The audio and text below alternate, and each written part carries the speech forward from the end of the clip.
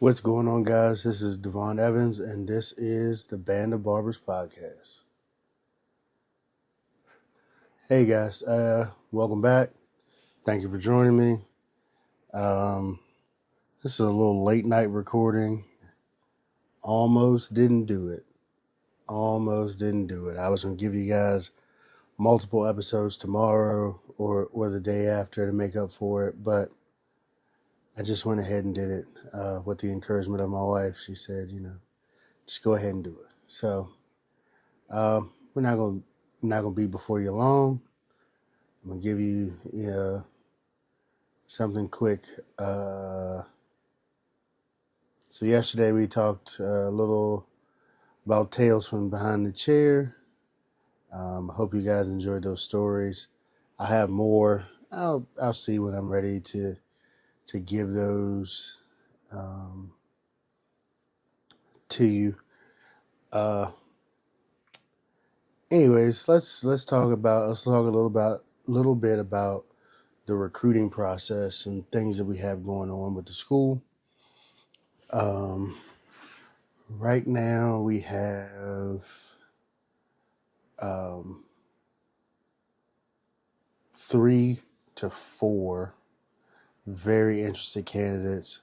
I'm getting people every day now. Since then, they're interested. They're trying to figure it out. They want to learn, and it's cool. I have a different process than I think most do. Anybody who's interested, I send them a survey, and I have them fill out a survey, and the survey has a few questions. Basic stuff. What classes are you interested in? Name, number, I think email address. I'm not 100% sure on the email address, but I also have on there, I have 2 things that I think are really important. I asked 2 questions. I asked them if they are interested in opening their own business, being one question. And I think the more important question is how much time are you spending watching YouTube tutorials or Instagram or videos? How much time are you spending immersing yourself in this barber world within a week? When you're learning, the learning doesn't stop when you leave the classroom. It doesn't stop when you leave the job or anything like that. You have to be continuously learning and looking to grow and get better. It's that 1% every single day, right? And I wholeheartedly believe you've got to do that. To this day, I still watch at least 1 to 2 tutorials a day, trying to improve skills, understand different things, learn new stuff, all of those sorts of things. I'm doing these things every day. I'm applying what I'm learning. The very next day or that day, depending on at what time I watched it, I'm applying those things immediately if I can. And I'm putting them in my tool bag, and I'm using them to improve my services and things of that nature. So guys, if you're interested in this barbering, it's this barbering world, this barbering life, you really need to be involved in the community. You can't isolate yourself from the community and get no outside input from, what I call my social media mentors. That's what they are. I've got a long array of different people that I watch for different things, and it's grown over the years. And me personally, I've gotten away from some of the bigger names and gotten more into the lesser known, more technical guys. I'm not saying that the big name guys aren't technical. I'm not. But, you know, if you're listening to this from another country, you know that barbers in America, in the United States, are not, a lot of them aren't sound when it comes to shear work. And am I saying that these guys don't talk about it? No. But, you know, when you get into school, or if you're in school, or you've been through school or something like that, when you look at these diagrams and things like that they're showing, you know, you can't learn from a lot of times you can't learn from it because you don't understand what this diagram is saying. You don't understand block graduation, or cross sections, or cross checking, point cutting, square versus a round shape. Like, you don't understand those things because you were generally probably taught this is what you do in this situation. And my career really started to grow when I started to ask why these things were happening. Why am I doing this? Because, see, a lot of times, if you don't have an array of techniques, an array of in your skill set, you'll be boxed in because everything is going to look the same. And what may look good on, you know, out of 10 clients, that same cutting technique, that same thing, it may work for 3 out of the 10 clients. But let's say you have a client who wants to keep a lot of hair on top, and he doesn't want the top of his hair disconnected from the sides. Well, you can't cut those two the same way with the shears, right?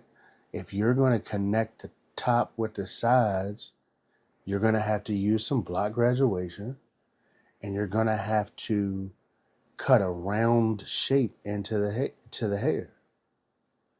It's under and I know there's not a visual to this, but for those who understand, they understand.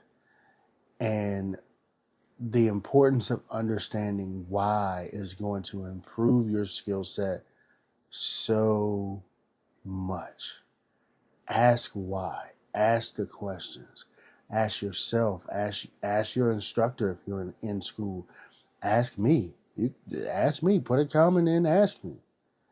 You understand what I'm saying? Like, the why is so important in the techniques, and in understanding and growing the skill set. And sometimes, unfortunately, as a barber, and especially when you start getting years and years and years into the game, you do things and you don't even remember why, because you learned why 10 years ago, 5 years ago, 6 years ago. You learned so long ago the why behind this, and you can't teach it because it's just not there. And you don't refresh yourself, you don't do those things, but you can flow through a haircut. Boom, boom, boom, boom, boom, boom. You don't even think about it. It's just become second nature. And you want it to become second nature, but in order for it to become, you know, a part of your nature, it's best you understand why. Right? Why are these things happening? And that's just it's just the truth. It's just the reality of it. Right? You can't run from the education. If you don't educate yourself in this business as fast as the world, as fast as the world is changing in barbering, if you don't understand it, you are going to hit these roadblocks, and you're going to get stuck for long periods of time. You're going to be that barber who says, my skill set is good enough. I'm not learning anything else. I'm making enough money with what I'm doing, so on and so forth. And for some of you that may work, it might. But for me, it just doesn't. I want to train barbers, and I want to be the barber who elevates their skill set enough that price is not up for debate. When I raise my prices, it's not up for debate. It's not. I put way too much time into this for it to be up for debate. And it's not always about the time. Right? I know some barbers who have been in the game much longer than I have. And when I came in the game, they were a step or two above me. But they were good at that step or two above me. They felt like as long as they were above me, they were okay. I wasn't happy. I was trying to get to where they were and surpass them. Not in a competition thing. I just wanted to give my clients the best service. I wanted to be, I want to be the best. I want to be the best. I want to provide the best service that I can provide for the clients who sit in my chair. And if something isn't going right, I'm going to do what I have to do to figure out how to improve it. And not all barbers do that.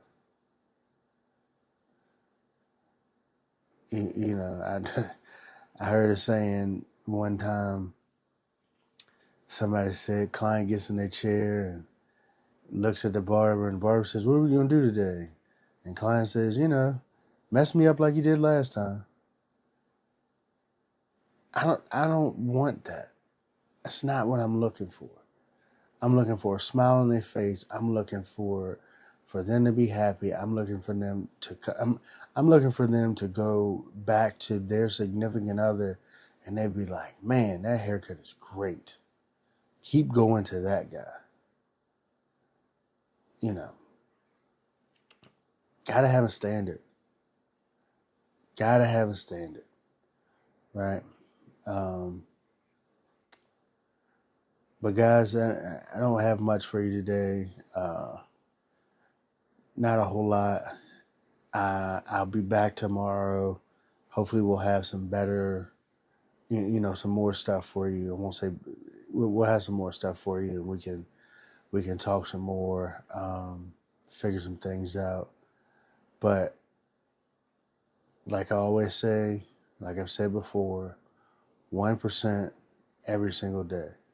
Make the effort to grow, and make the effort to grow in everything that you're doing. If you feel like you're comfortable in a place of your skill set, then learn the other facets of business.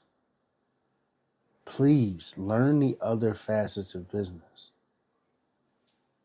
Right? We've got to, there's more than just being behind the chair collecting dollars, exchanging time for money.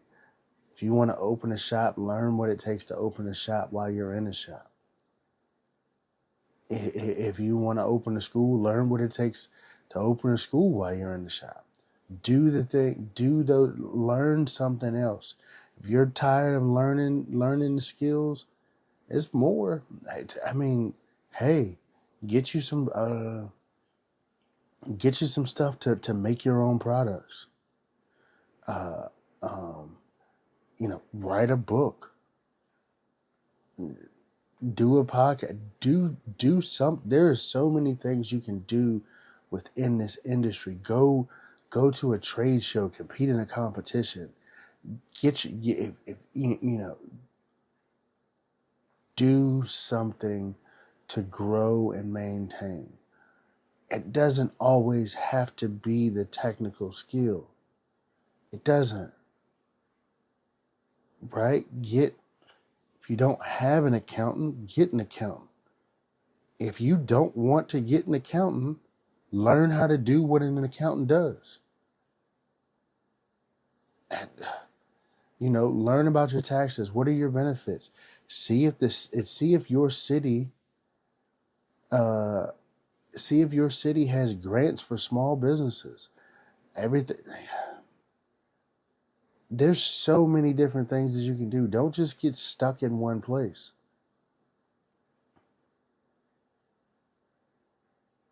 You didn't fire your boss to become an employee, and that's what a lot of people do. They fire their bosses, and then they come into this business, and if they don't have their own shop, they treat the shop owner like their boss, and they want all of these things from their boss and they're not willing to work for it. They're not willing to do anything to achieve they're just not willing to work for anything. They want to go stand behind the chair, and they want people to just come to them because, hey, I'm in the barbershop. They know where I'm at, so they should just come here. It's not how it works. It's not at all. If that was the case, McDonald's wouldn't spend the billions and billions of dollars that they spend on advertising every year. Right? I know you look at any sort of TV, or you get the ads and everything like that. McDonald's advertises every day. Every day. So I tell you, take a journey and figure it out. Take a journey and figure it out. One of my big obsessions of things that I'm learning is, it's no disrespect to these places, but these chain barbershops, these chain hair service places, I'm blown away that these businesses have existed for so long. But then I had to look at what they were doing.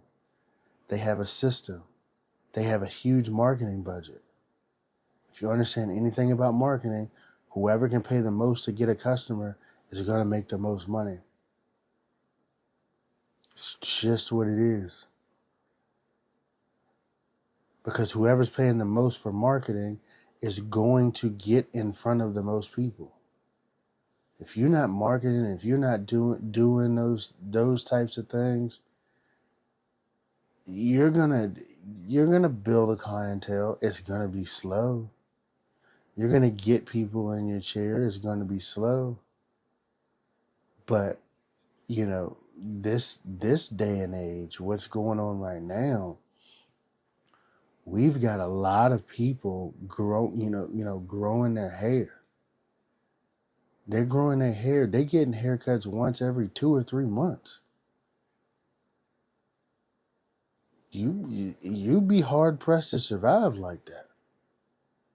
Few and far between. They might be your client and come to you, but if you got 20 clients that come every 2 or 3 months, you're gonna have a problem, because once a quarter you really gonna make money, and every other time you're struggling, you're trying to figure it out, and you don't understand saying what's going on and things like that. And just learn the business. Stop spending so much time. The truth is, the freshest fade is not going to bring in the clientele. It's just not. Promise you that it can bring in, and I'll take that back. It can bring in to a certain point. To a certain point, it can bring in some clientele, but it's not sustainable. That freshest fade is not sustainable. If you got the freshest fade, but you're never at work, you got the freshest fade, but you have terrible customer service. You got the freshest fade, but your your hygiene sucks. You got the freshest fade, and but you got jacked up tools.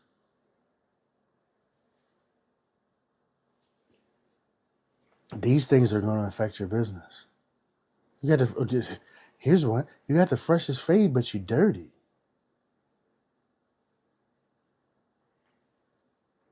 It just learn about the business, because there's more than what happens behind the chair. What happens behind the chair is a small piece of it. It's a very small piece of the game, and I would dare to say that in a shop, the barber behind the chair, if a business is run correctly, is just like a fry cook at a restaurant. It's just like a fry cook. It's easily replaceable. We say that it's not, and no, let's be honest, there's not a lot of people who are lining up to be barbers. But I'll tell you what's even worse. There's not a lot of clients who are lining up for terrible service. They're just not. Right? Have no problem. Again, I have no problem with you learning the technical skills. You need to learn the technical skills. But you need to learn the other pieces as well. Business is business, and business has no emotions. It's a numbers game. You have to build a tribe of people who are connected to you. To you, to your shop, to what you have to build a tribe. The tribe is important. The tribe is what pays you. So you need return customers who can get in touch with you. Book an appointment. Or if you're not doing appointments, can walk into your shop. Let them walk in. But they can't walk in and you're not there. You can't be the guy who comes in, sits for an hour. You can't be the guy trying to build up clientele who comes in, sits for an hour, and then's like, oh yeah, it's slow, I'm going to go ahead and head out. I'm telling you, most of the time in my experience, I can only give you mine, from what I've seen, typically that guy who leaves early is going to miss the business because it's going to come right after he gets tired and he want to leave.